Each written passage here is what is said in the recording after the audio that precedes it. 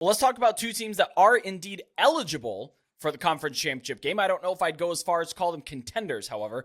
We do have Florida International, the FIU Panthers, on the road at New Mexico State.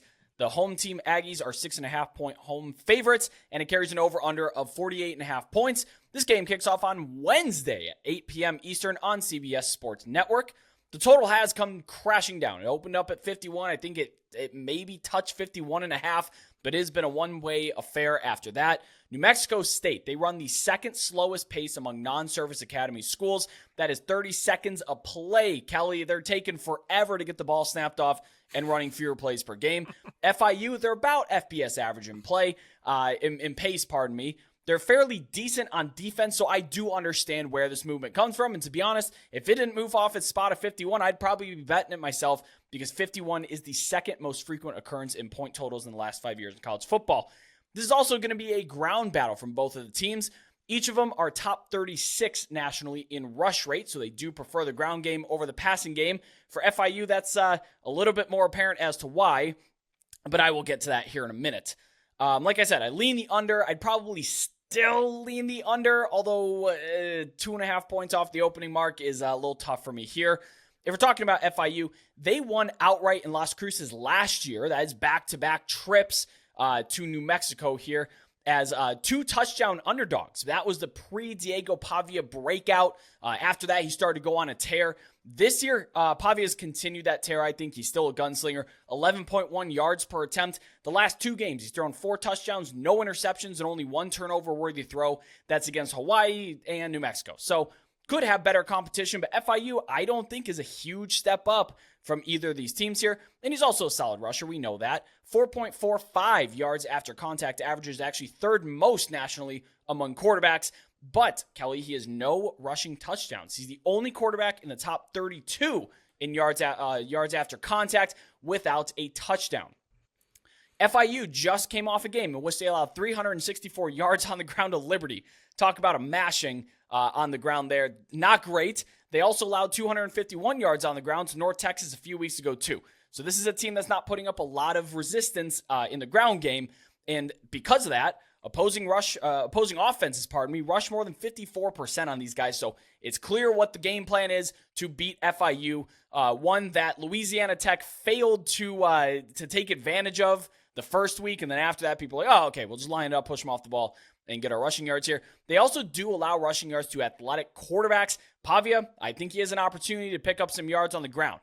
Now, I alluded it to earlier. The reason that FIU is so run-heavy is because freshman quarterback Keon Jenkins has the lowest completion rate at 54% and the most drops from his receiving core among the Conference USA quarterbacks. New Mexico State, they're a really poor tackling team. They're 4th worst nationally according to PFF's tackling grades. Kelly, get this. They have missed 80 tackles through their first 5 games. That is the second most nationally to only UConn. Yeah, Brett, you've got some amazing stats in there. And for me, this game, you mentioned it, there are teams that are eligible, but they're not contenders for this conference championship. Both teams were off last week, so there's really no rest advantage here to be talked about. But FIU is traveling across a couple time zones to get out to Las Cruces, as you said, 2 years in a row. Doesn't usually happen, but when you have as much conference realignment and shakeup in membership as Conference USA did, that's how you get this. I have New Mexico State minus 7.5 in this game. It's a 71% win expectancy. At 2-3, New Mexico State has 0.8 fewer wins than I projected to this point in the season, with a loss at home to UMass in week 0 still being the primary reason why. Additionally, the Aggies' chances to reach 6 wins have decreased from 56% in the preseason to 44% currently. The defense has been worse than expected. It currently ranks number 129 nationally. That is last in the conference and among the worst in the entire country. All of that said, though, the Aggies' overall power rating is up more than 1.5 points from the preseason, and their ranking is up from 126 to 117. This is due to the offense being much better than expected, Brett. Currently ranks number 69. That's 3rd in Conference USA, behind the 2 favorites, Western Kentucky and Liberty.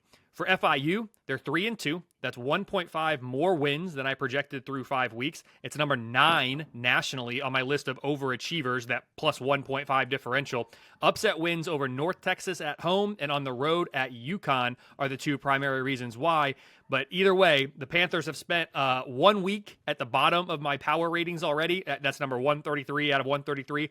They're currently number 131. That is last in Conference USA. This offense is number 123. The defense is number 112. Because New Mexico State's defense is so poor, I do think FIU might be able to score some points in this one. I just don't think the Panther defense is going to be able to get enough stops against this Aggie offense to earn the upset win on the road. So bottom line, I have New Mexico State minus 7.5. It's a 29% chance that FIU picks up their first conference win. Brett, usually I like to give, what do my numbers think this game does on the conference championship odds? This game is projected to have minimal impact on the conference title odds due to Liberty and Western Kentucky's projected relative strength within this conference hierarchy. Yeah, you mentioned that UMass win. It's not looking that great.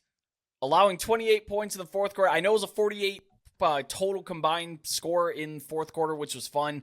Allowing 41 to UMass, who now has not accumulated a win since, and sits, by my numbers, last in power ratings. That has not aged very well. UMass number 133 for me as well. And yeah, I mean, when you lose a game to the worst team in FBS at home, it's just not very good.